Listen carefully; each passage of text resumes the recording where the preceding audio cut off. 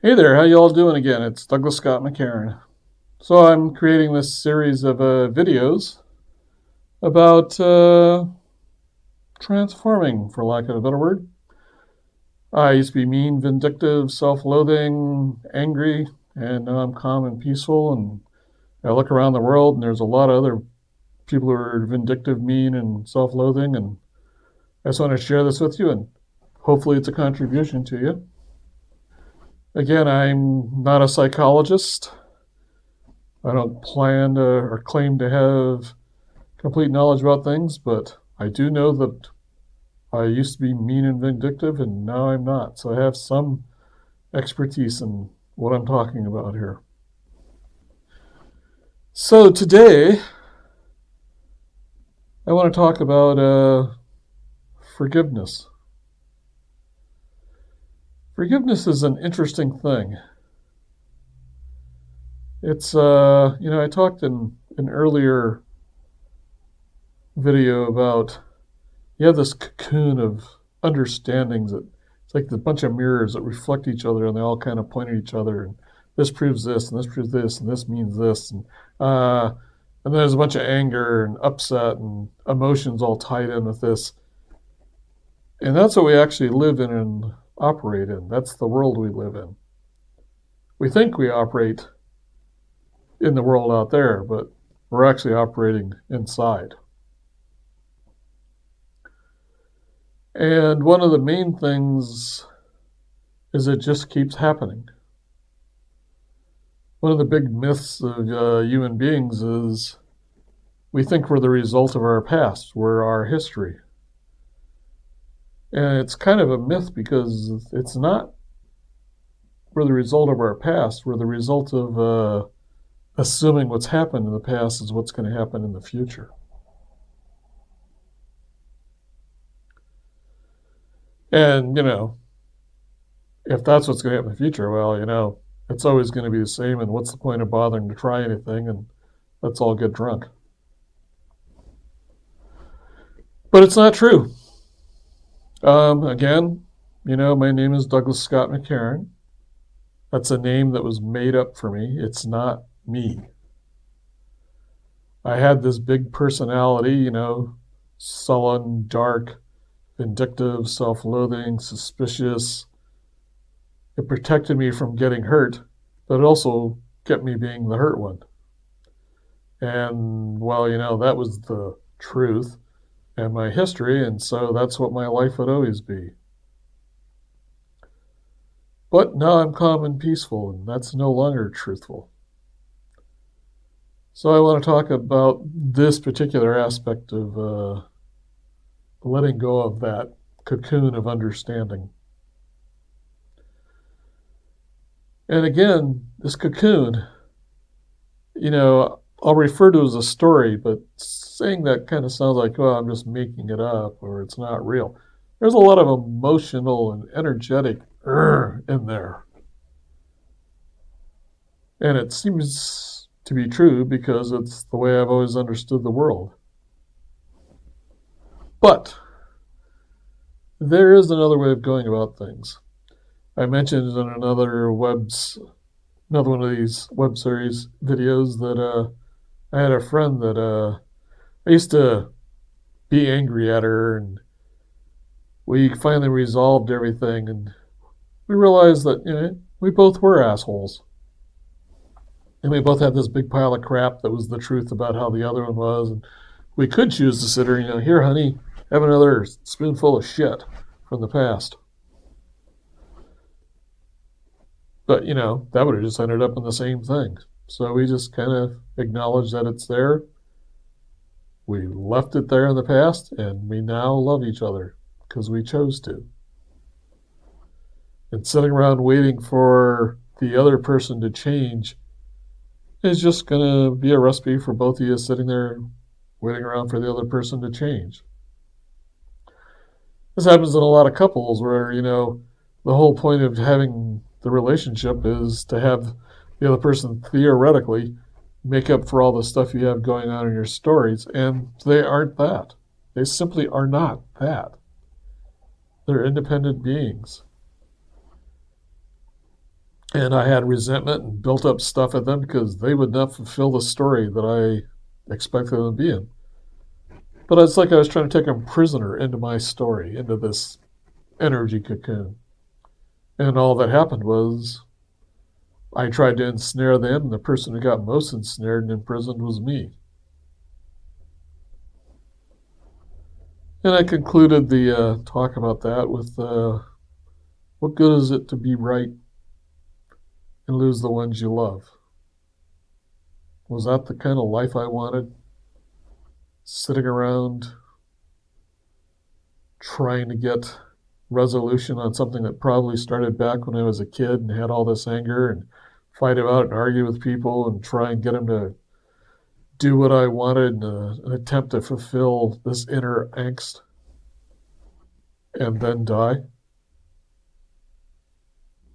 I mean, what good is that?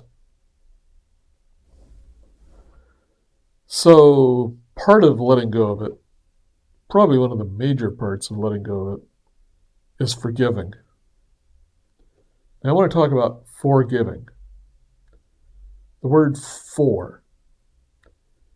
You may have heard in English, I don't know about other languages,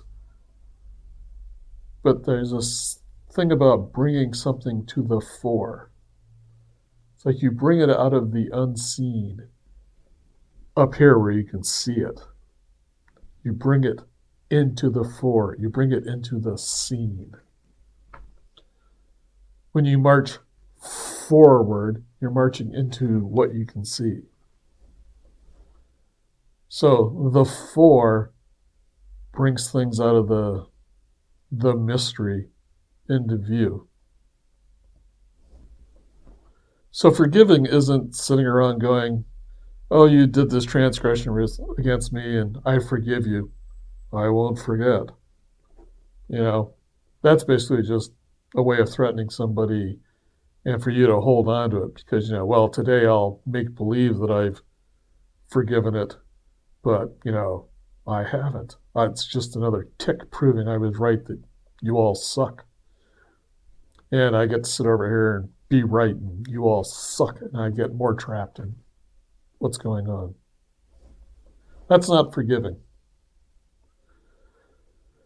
Forgiving, quite literally, is you let go of what holds you in the mystery. You bring it up here where you can see things, and then you give it. So, for instance, let's say you loan me $20, and then I don't pay you back. And the next time we meet, I go, oh, there's that asshole I owe $20 to. He probably wants me to pay it. And you're looking at me going, there's that asshole. That asshole won't pay me my money back. I hate him. Oh, hi, how you doing? How's life going? Hey, yeah, I really love you. We're all buddies. And then we're sitting here, each one, ensnared. I'm in my debt. I'm stuck in the past. Every time I see you, you're the asshole I owe money to. And you're over there, stuck in the past, thinking, there's that asshole who owes me money. And we're both chained to this. There's no freedom in that. There's no power in that. Now, some people think it's powerful to go get a stick and beat the tar out of whoever it is that owes them money. And there is a certain type of power to that. But what it really does is it just kind of ensnares you even more in holding it against them. It also sets up a person who wants to come get a stick and beat the crap out of you. Or you get arrested. So, one of the big things is if you're going to be pissed off giving $20 to somebody, don't give them $20. If they sit there and go, oh, you owe me, blah, blah, blah. Well, if you're going to give them the $20, give it to them. Don't sit around waiting for them to give it back. Because the thing is if I'm in debt to you, you're holding me in debt. I'm stuck in the past. I have no way of being with you outside of faking it. Hi, how you doing, buddy? Oh no, we'll just ignore that this thing's sitting here and we're both pissed off about it. But the thing is, you're just as stuck. You know? So what forgiving isn't, oh, I'll just kind of, let it slide, but I'm not going to forget. Forgiving is letting go of it completely. I give you the four cleanly and openly. And in releasing, in this example, you releasing me, it lets me go forward in my life without an encumbrance. But it also releases you from having the same encumbrance and being angry at everybody else.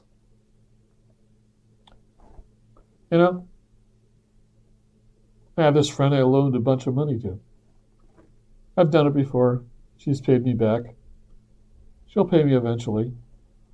But, truth is, I'm 65, and when I die, what good is it going to do to have the money? It'd be nice to have it back, but it's not, I'm overweight. I have a nice little house I live in. I've got money. I can go do what I want. Why fret about it?